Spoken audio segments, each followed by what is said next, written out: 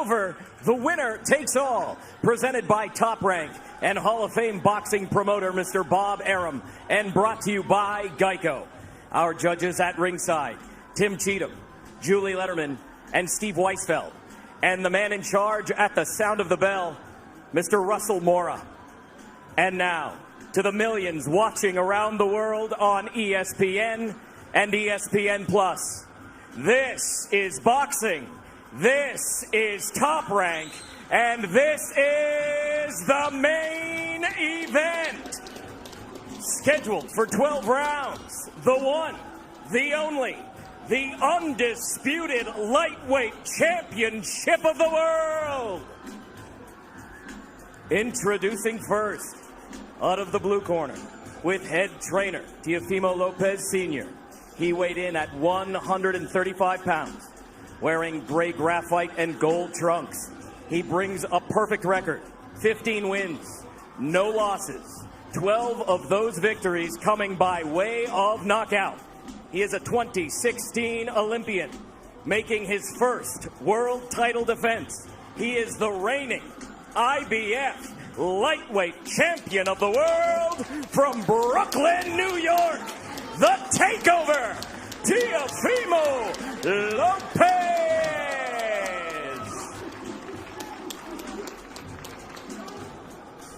Across the ring in the red corner, with head trainer Anatoly Lomachenko. He weighed in at 135 pounds, wearing black trunks with green trim.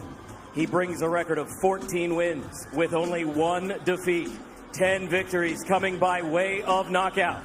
He is a two-time Olympic gold medalist, a former featherweight world champion, a former junior lightweight world champion, making his fourth lightweight world title defense, considered by many as the pound-for-pound king. He is the current WBO, WBA, WBC franchise, and Ring Magazine unified lightweight champion of the world from Ackerman, Ukraine, Vasily Lomachenko!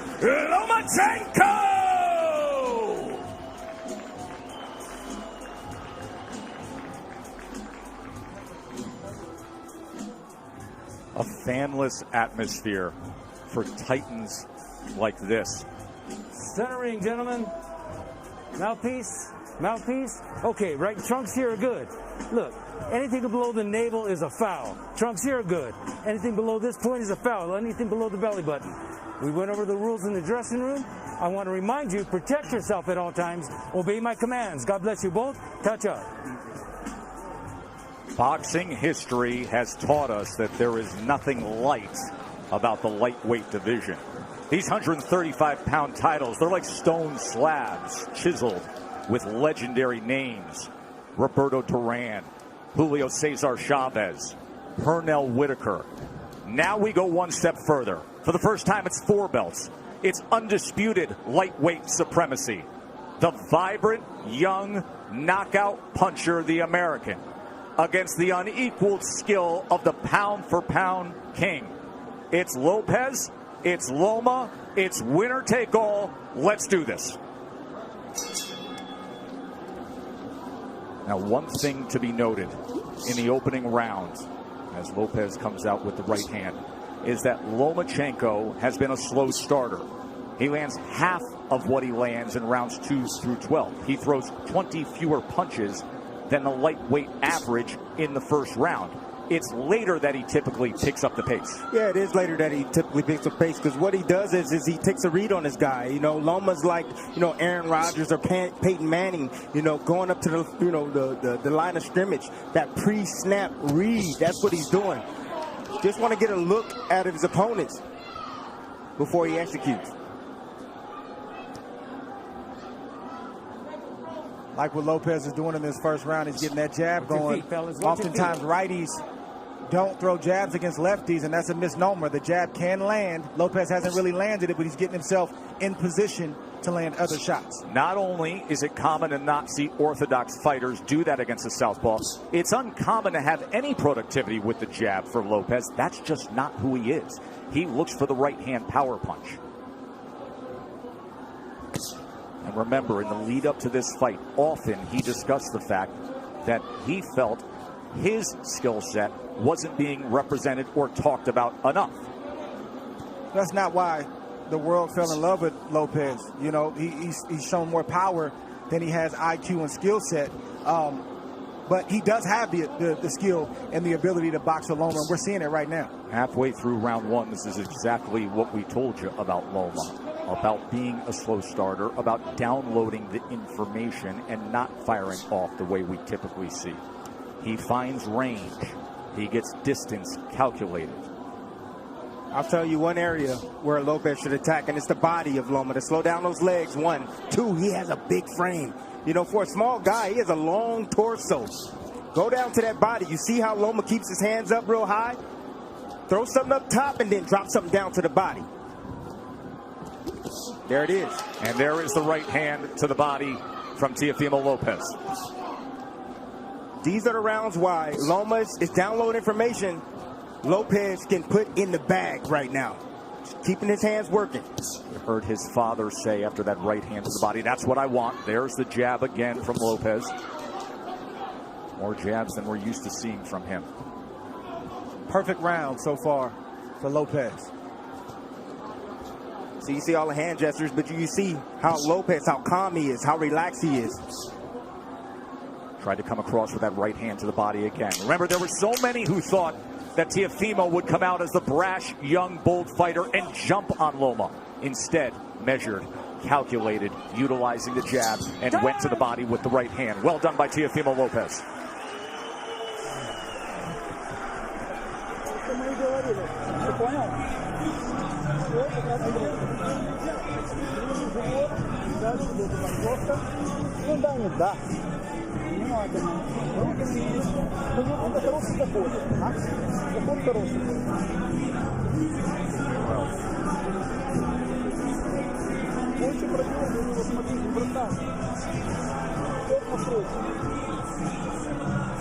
You want?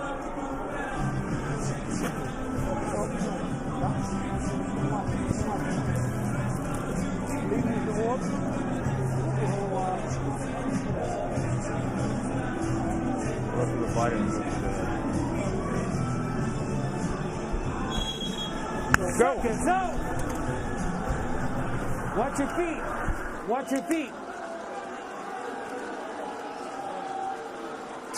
Emery has called out Loma for as long as we can all remember, dubbing this ascension the takeover.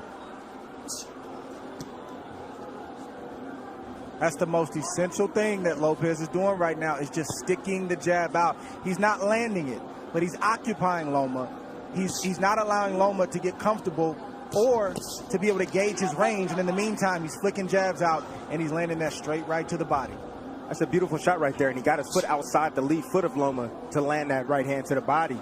But what I like about what Lopez is doing is he is shooting the jab, but he's staying inside to land his jab.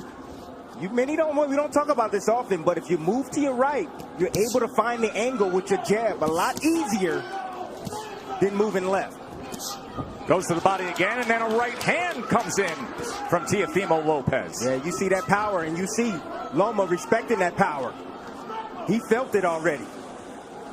So the body work continued, and then all of a sudden Lopez goes up top with a right hand. We're already starting to see redness on a rib cage on the left side of Loma. Yes. He's going to touch to the body. Good work so far. 6 body connects for Teofimo Lopez early on here. It's going to take about 4 rounds for Loma to get acclimated. He's been out of the ring for about a year, 14 months or so. Longest career layoff. His last fight was in London. We were there ringside when he had a unanimous decision against Luke Campbell, a tall fighter, another guy who's more than naturally bigger man, and there were moments of success that night in London from Luke Campbell. Yes, it was, and that's what I saw. I saw that Luke Campbell, when he was able to establish distance outside, he was able to isolate the offense of Lomachenko, just as you see here with Lopez. He's isolating the left hand from Lomachenko. For the first time now, you see Lopez has to be concerned of crossing the threshold as the process that Lomachenko goes through, the range finding, and he just pulled the trigger quickly with the left hand there. And they got Lopez's attention. So Lopez had the right hand early in round 2, and now Lomachenko with a timed left hand moments ago.